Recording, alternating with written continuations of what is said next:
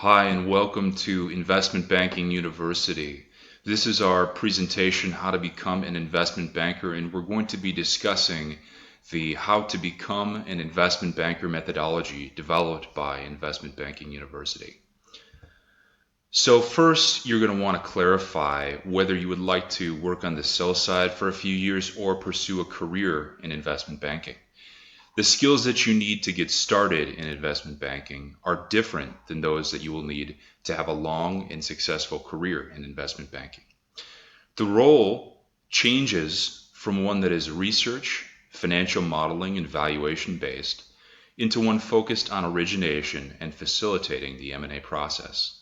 M&A, mergers and acquisitions, is the core product of investment banking, and the other products, advisory and capital raising, simply support this. We founded Investment Banking University to prepare students for both bulge bracket and middle market investment banking career opportunities. And this is a presentation that's focused on how to become an investment banker. So a little bit about the Investment Banking University course syllabus. We begin with perpetuity science, understanding the nature of value and why it is that finance exists. And then we go into the foundations of finance and actually applying that in Excel with modeling. And then we understand at a high level the structure of the perpetuity and the marketplace for perpetuities. And we break that down between build side, sell side, and buy side. So we're going to skip right to the how to become an investment banker methodology, which is within the sell side portion of the course. And we break it down initially between coverage, and we're going to be actually building an index, and the investment banker is going to be focusing on a sector and some subsectors within that index. And from that, we're going to be generating some very useful data for strategic and financial participants that have either their own company or a portfolio company within that industry. And so that information is going to be gathered in the form of a report or a newsletter that the investment banker is going to be able to distribute to his potential clients. From there, we're going to want to really think about who our potential sell-side mandates are going to come from. And those are going to be based upon the index or the coverage that we have been assigned. For example, if we're doing manufacturing, we may break it down between aerospace and defense, and we're going to be running a target screen and focusing on the origination process within that vertical. So once we establish a relationship with a target, we're at the same time going to be developing relationships with both financial and strategic buyers and understanding their investment mandates. And we're going to get to a point where we know exactly who is a potential buyer for a given target. So when a target expresses their interest in potentially taking offers on their business, we can then match them with a strategic and financial buyer, or set of strategic and financial buyers, and we call that mandate and target matching.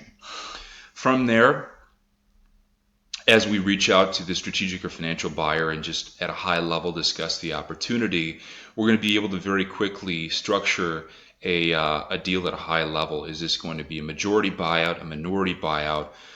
What sort of multiples are they seeing in the marketplace? Is that in line with the target's expectations for their multiples?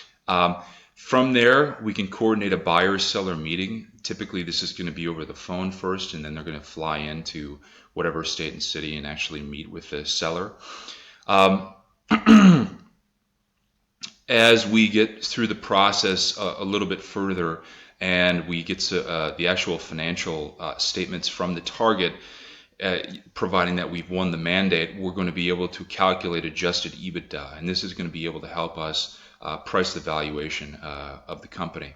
And we're going to be able to establish the valuation based upon the three methodologies: comp companies, precedent transactions, and DCF. And then as we move through the M&A process, what we're going to find is the buyer is going to make an offer, and that's going to be coming in the form of an indication of interest, or IOI, initially. And we're going to be able to quickly analyze whether that offer is within our the range that we're targeting, both from a price standpoint as well as from a deal structuring standpoint, the terms. Providing that this is a yes and a go, we're going to then be able to structure a purchase agreement. We're going to be able to draft that or help to structure it, helping the lawyers that are representing both the seller and the buyer to ultimately structure a transaction that is positive for everyone.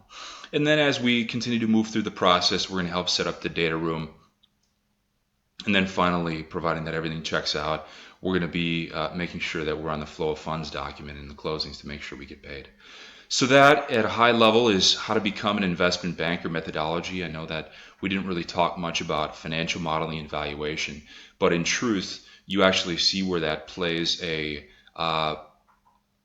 portion or a part of the actual process and is not the actual true value add of an investment banker.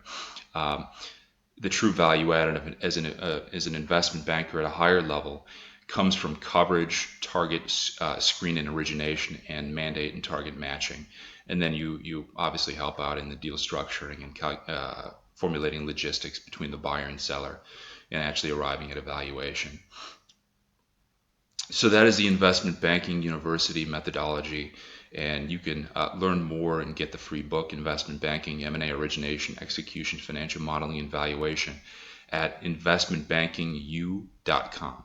That's investmentbankingu.com. Thanks a lot.